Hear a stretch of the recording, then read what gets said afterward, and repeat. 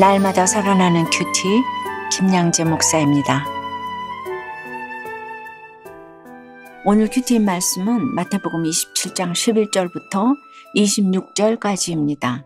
하나님 아버지, 모든 사람이 우리를 보면서 크게 놀라워하는 인생이 되기를 원합니다.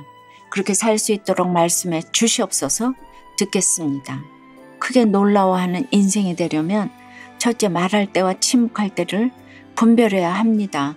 오늘 11절부터 14절에 예수께서 총독 앞에 섰음에 총독이 물어 이르되 네가 유대인의 왕이냐? 예수께서 대답하시되 네 말이 옳도다 하시고 대제사장들과 장로들에게 고발을 당하되 아무 대답도 아니하시는지라. 이에 빌라도가 이르되 그들이 너를 쳐서 얼마나 많은 것으로 증언하는지 듣지 못하느냐 하되 한마디도 대답하지 아니하시니 총독이 크게 놀라워하더라고 해요. 베드로가 통곡하고 유다가 자살한 이후에 예수님이 총독 앞에 서신 것입니다. 그러나 예수님이 총독 앞에 선 것이 아니라 총독이 예수님 앞에 선 것이에요. 총독이 예수님을 재판한 것 같아도 빌라도는 죄인이고 예수님은 창조주시잖아요. 그러니 우리도 주님을 믿는다면 어떤 힘든 사람 앞에서 판단을 받아도 그 사람이 내 앞에 선 것이라고 생각하시기 바랍니다. 십자가에서 죽기로 작정하신 예수님은 이제 두려운 것이 없으세요. 주님처럼 죽음이 두렵지 않은 사람은 누가 물었을 때 어떻게 대답해야 할지를 잘 압니다. 십자가 지고 죽기로 작정한 사람에게 하나님이 때마다 지혜를 주시기 때문입니다. 그리고 가장 큰 지혜는 말할 때와 침묵할 때를 아는 것입니다. 빌라도가 예수님에게 네가 유대인의 왕이냐? 라고 한 것은 지금 로마에게 반기를 드는 것이냐고 묻는 것입니다. 그런데 이 말에 주님이 네 말이 옳다고 하십니다. 반역자로 몰려 죽을 것을 각오하고 답하신 것입니다. 그런데 대제사장들과 장로들이 거짓 증거로 고소할 때는 아무 대답도 하지 않으세요. 말할 때와 말하지 않을 때를 아신 겁니다. 나를 나쁘게 증거하는데 침묵하기가 어디 쉽겠습니까? 보통은 어떤 말로든 변명하고 싶겠지요. 이럴 때 침묵하는 것이야말로 세상 사람들이 죽었다가 깨어나도 하지 못할 적용입니다. 그런데 예수님이 왜 침묵하신 것입니까? 이날은 예수님에게 인내의 날입니다. 잠시 후면 잠잠하지 않을 때가 오는데 그때를 대비해서 이 날이 필요한 것입니다. 그러자 빌라도가 예수님에게서 범접할 수 없는 권위를 느끼고 크게 놀라워해요.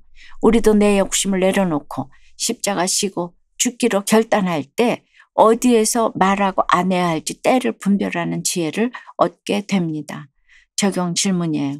여러분은 대답할 때와 침묵할 때를 잘 분별하고 계신가요? 내 욕심 때문에 해야 할 말과 하지 말아야 할 말을 반대로 하고 있지는 않습니까? 크게 놀라워하는 인생이 되려면 둘째, 항상 하나님의 소원을 선택해야 합니다. 15절에 명절이 되면 총독이 무리의 청원대로 죄수 한 사람을 놓아주는 전례가 있더니 라고 해요. 무리의 소원이라는 것이 애초부터 선한 것이었고 다수가 항상 옳은 것도 아니지요. 빌라도가 무리와 계속 묻고 답한 결론이 결국 예수를 죽이자입니다. 그런데 16절에 보니 그때에 바라바라 하는 유명한 죄수가 있었다고 해요. 그는 밀란과 살인과 강도를 저지른 자로 로마에 저항한 자였지요. 17절과 18절에 그들이 모였을 때 빌라도가 물어 이르되 너희는 내가 누구를 너희에게 놓아주기를 원하느냐? 바라바냐 그리스도라 하는 예수냐 하니 이는 그가 그들의 시기로 예수를 넘겨준 줄 알미더라고 해요. 빌라도는 무리가 시기 때문에 이러는 것을 다 알고 있었어요. 그러면 당연히 예수님을 살려줘야 하는데 계속 무리에게 물어봅니다. 20절에 보니 대제사장들과 장로들이 무리를 권하여 바라바를 달라하게 하고 예수를 죽이자 하게 하였더니 라고 해요. 불과 일주일 전만 해도 예수께 열광하는 무리였잖아요. 하지만 대제사장들과 장로들이 권하니까 그냥 넘어갑니다. 특별히 대제사장들은 백성에게 큰 존경을 받았기에 그들의 말은 백성이 우상시할 만큼 권위가 있었지요. 그런데 그들이 그 점을 이용해 백성이 그리스도를 대적하게 만든 것입니다. 저는 남편이 급성 간암으로 사망 선고를 받았을 때 당신이 죽게 되었으니 이제 회개하고 천국 가야 한다고 남편에게 말했죠. 그러자 집안 어른들이 철이 없고 경솔해도 분수가 있지. 왜 병명을 얘기해서 살 소망을 끊게 하느냐고 야단을 치셨어요. 그런데 그때 제가 아무 말도 안 했으면 어쩔 뻔했습니까? 남편은 마지막 순간에 제 말을 듣고 회개하고 천국에 갔어요. 19절에 보니 빌라도의 아내가 저 옳은 사람에게 아무 상관도 하지 마옵소서 하며 예수님이 옳다고 이야기해요. 그런데 빌라도가 아내의 말을 듣지 않아요. 듣고 안 듣고는 빌라도의 선택이지만 이때 빌라도의 아내가 이렇게 말한 것은 빌라도를 가장 사랑한 선택이에요. 여러분, 최고의 우정은 죄를 안 짓도록 돕는 것이고 최고의 사랑은 죄로부터 멀어지게 하는 것이에요. 그것이 하나님의 소원입니다. 그러니 구원을 위해서라면 할 말은 해야 합니다. 우리가 하나님의 소원을 가지고 믿지 않는 사람은 죽었다가 깨어나도 하지 못할 적용을 할 때 주위 사람들이 크게 놀라워하며 예수를 믿어야겠다는 생각을 하게 되지요. 그렇다고 아무 때나 하면 안 되죠. 정말 남편이 한계 상황에 다다랐기 때문에 이 얘기를 한 거예요.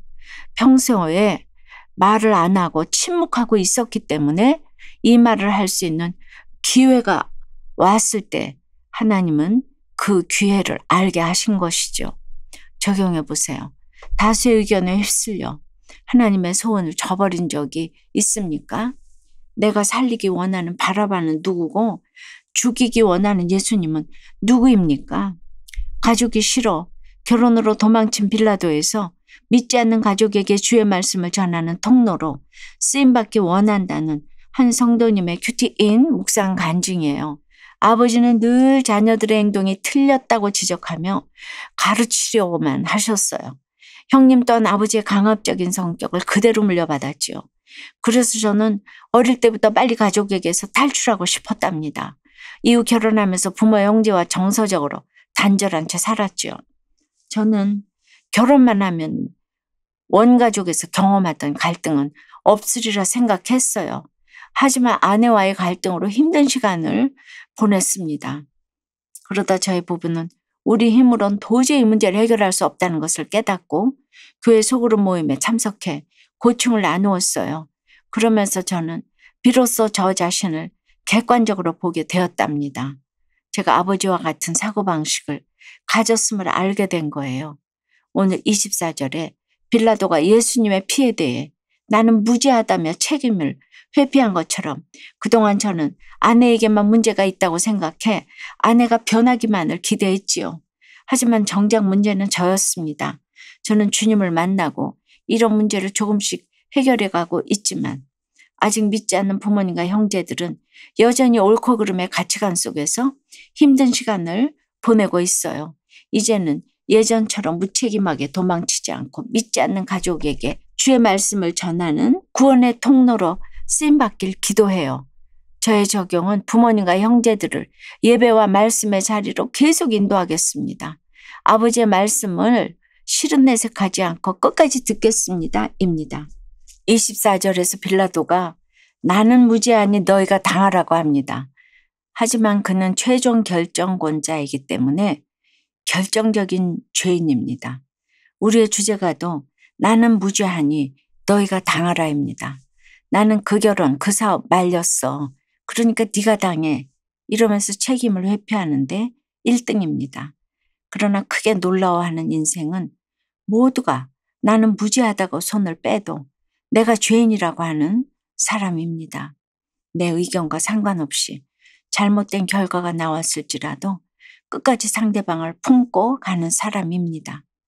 우리가 다 치유받아야 할 죄인인데 내가 반대한 일이라도 어떻게 상대방만 정죄할 수 있겠습니까? 사랑하는 여러분, 언제나 내 죄를 인정하고 책임을 회피하지 않을 때 사람들이 크게 놀라워하며 여러분을 보고 주님을 믿게 될 줄 믿습니다. 기도드립니다.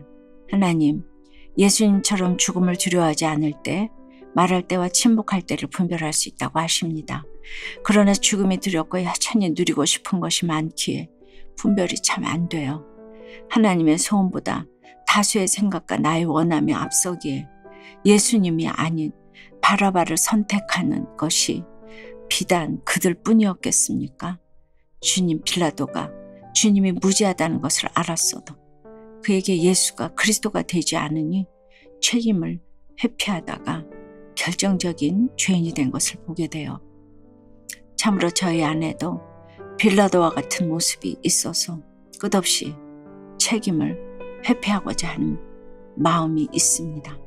이 땅에서 죄인임을 고백하고 주님의 긍휼을 입어 구원받은 의인이 될 수 있도록 인도해 주시옵소서. 여전히 부족하나 이 믿음 가지고 살아갈 때 주님을 사랑함으로 세상이 크게 놀라워하는 적용을 하게 될 줄을 믿습니다. 주여 도와 주시옵소서. 예수 그리스도 이름으로 기도드리옵나이다. 아멘. 지금까지 우리들 교회 김양재 목사님이었습니다. 큐티에 도움받기 원하시는 분들은 QTM 홈페이지 qtm.or.kr 또는 유튜브에서 QTM을 검색하시면 도움받을 수 있습니다. 자세한 문의사항은 지역번호 031-705-5360번으로 문의하시기 바랍니다.